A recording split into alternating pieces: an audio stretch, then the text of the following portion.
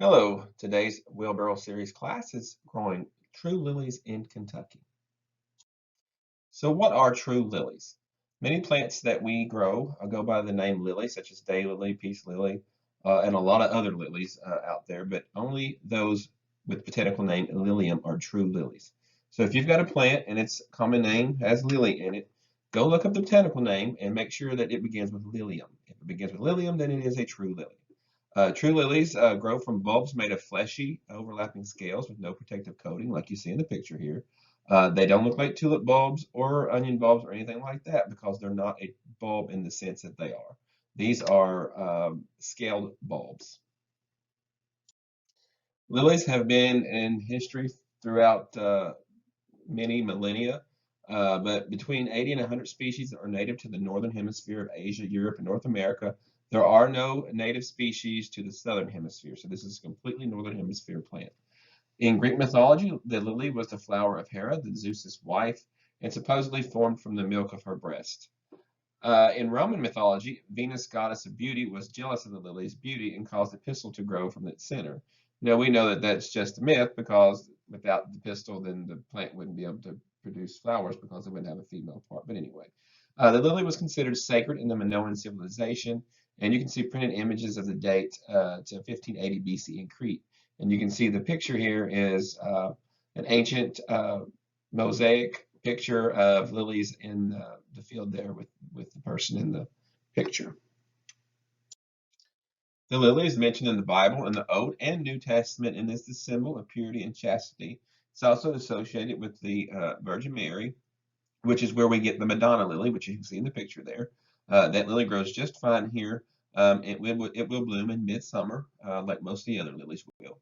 It also represents death of children and martyrdom of saints. And during the Victorian era, European explorers scoured the globe for new plants. And with new plants came a lot more lilies that they found growing wild. And they brought to Europe and started hybridizing. And fast forward to today, and we've got all the varieties that we have out now. This is the Easter lily. It's only been around for less than 100 years. We think of this lily as a symbol of Easter. A lot of people also think this is the Madonna lily, but it is not. This is Lilium longiflorum, which is native to Japan. And production in the U.S. began when a serviceman from Oregon returned home with bulbs from World War I. And when World War II began, supplies were cut off from Japan, so American nurseries began production. They grew these in greenhouses and had them flower at Easter, so they were sold around the country, and they still are today. And these lilies can be planted after flowering outside, after frost, and you can grow these on, and then they'll come back each year and bloom for you. But they won't bloom at Easter time. They will actually bloom in midsummer when their actual time to bloom, if grown outside of a greenhouse, would have been. But they are hardy, and you can grow these here in Kentucky. So we have three main classes of the lilies that we grow, and I say three main classes because there's hybrids of all these and crosses. But this is the Asiatic lily. It's probably the most popular of the true lilies, and they come in a wide range of colors, and a lot of them have the freckles, as you can see there in the picture, little dark spots in the flowers. These are among the first lilies to bloom from late May to June.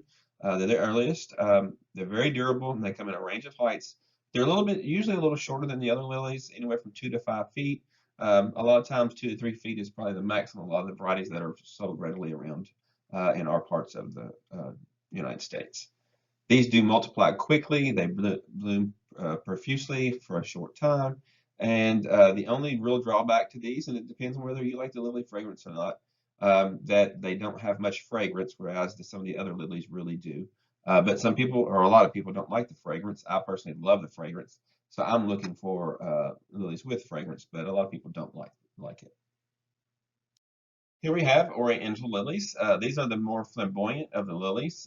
They have a sweetly scented bloom, which some people love, some people hate. I personally love, again. They do bloom mid to late summer. In the picture here is a stargazer. It's one of the more popular ones, especially in the cut flower industry. The color ranges in splashy shades of white, pink, and crimson, and that you can see in the picture there. Those colors are represented there. They're a little taller than the Asiatic lilies, usually growing anywhere from 3 to 6 feet tall. Sometimes maybe a little more than that, depending on variety. And these do perform best with protection from hot afternoon sun and wind. especially the wind, because these can get heavy and flop over. So you're probably going to need to stake these. And as far as the afternoon sun and wind, that's just going to keep the flowers from lasting as long.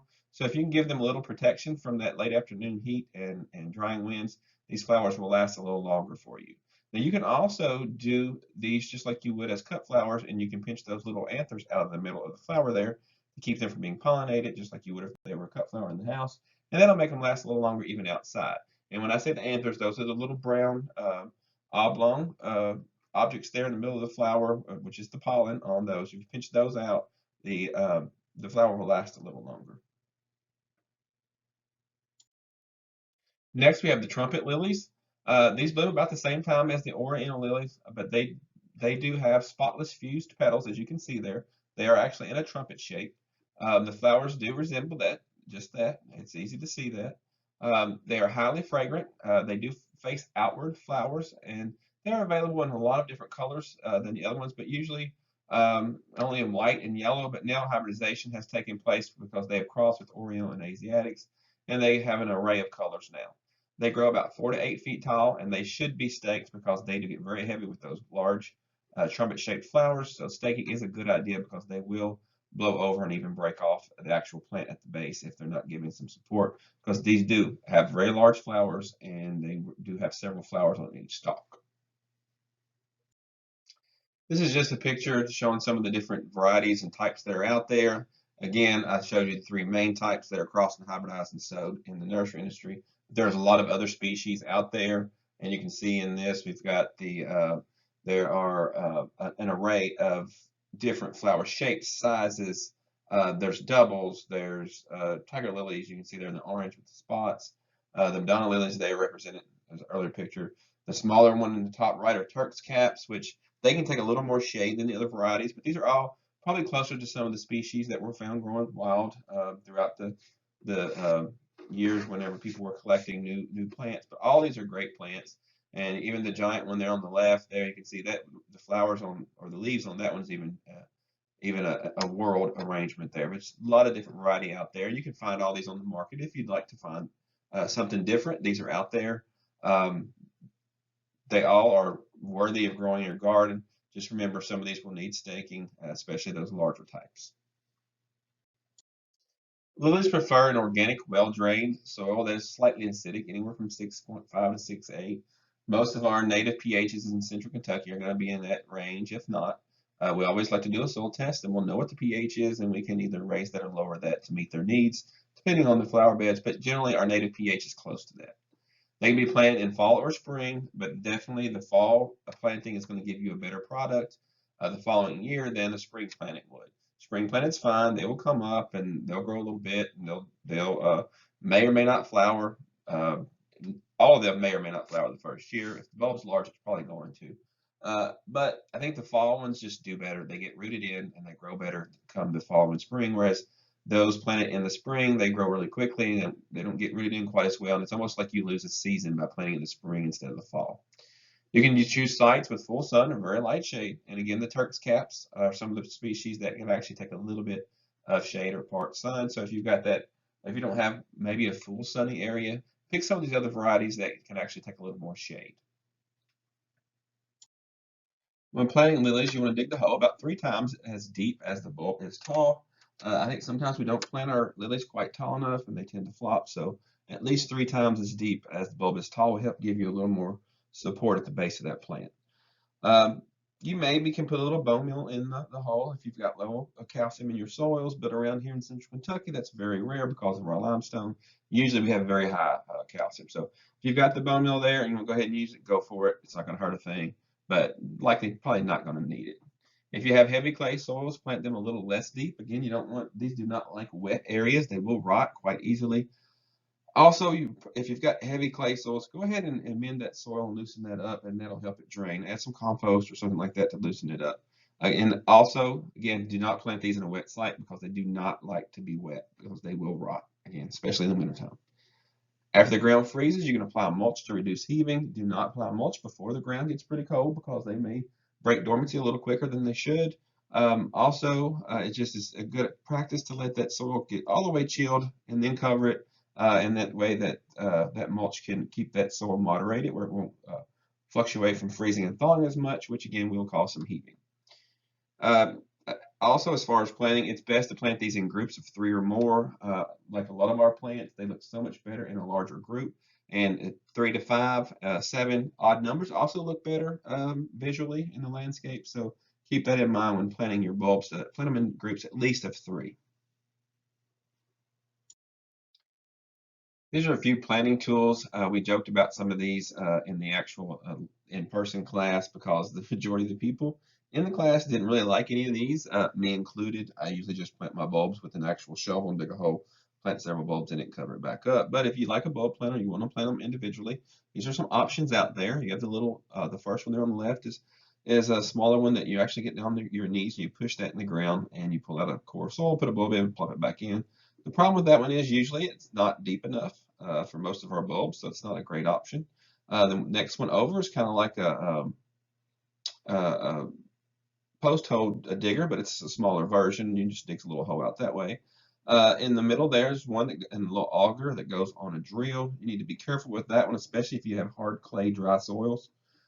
You can hurt your arm pretty quickly, so you have to really be firm with your hold on that when you start.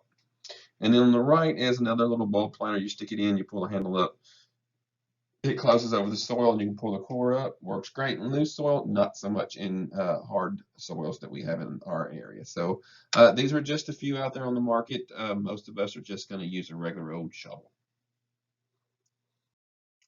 As far as care, you want to keep your lilies mulched to conserve moisture and reduce weed problems. You can use pre-emergence such as preen right after you plant to keep cool season weeds down, and then maybe another application in the spring or early summer to keep the warmer season weeds down as well. Each spring, it's also a good idea to give them a little fertilizer, something like a quarter of a cup of triple 10-10. Scratched in around the plants is great. Be sure to deadhead after flowering because you don't want these plants putting energy into making seed when they can be putting energy into making a larger bulb for more flowers and some new bulbs. Also, you want to cut the plants to the ground right after a hard freeze sends them into dormancy. And in this picture, I just wanted you to see, you can see that these plants grow from the bulb or the basal plate, and you can see roots come out from that stem, also from the bulb. Well, if you've got a lot of competition up there at the surface where the stem has roots, then you're reducing the amount of water and the amount of nutrients that that plant can get. So you're going to get a less healthy plant and less flowers. So keep some mulch around it, keep the weeds down, and you'll have a lot better, a lot more success and a lot more flowers anyway. As far as pests, there's only a few. A couple of them can be really, or one of them can be devastating. But in generally, you might have some rabbit problems. You may have some slug problems in the spring. Rabbits, you can put a little blood meal around to slow them down in the spring. And once they get other things to eat, they won't tend to eat your lilies as the lilies grow anyway. Slugs, they can do a number on your foliage, especially when it's first coming through the soil. So go ahead and put some slug bait down if you have damage or if you know you've got an area where there's always been slugs. It's good to go ahead and put some of that down. And the big one is going to be voles. They will burrow into the clump of bulbs in the wintertime and eat all of the bulbs, and come spring you'll have nothing come up. So if you've got voles in your area, it's going to be really hard to grow really nice lilies. So keep that in mind. Voles are hard to control. Even a cat can't keep up with as much as they reproduce. So there's lots of things out there you can try to keep them down, but generally, if you're in an area that has a lot of voles, then you're going to have problems with your bulbs. Another pest that you might find are aphids. Usually they can be either washed off or you can just mash them with your fingers. They tend to prefer the flower buds when they first come out and they're tender. So they're not hard to control. There can be a lot of them though. So you can either try to wash them off with insecticidal soap, spray them off with water, or go ahead and mechanically kill them, or you can do an insecticide, something that will kill aphids like orthine or something like that.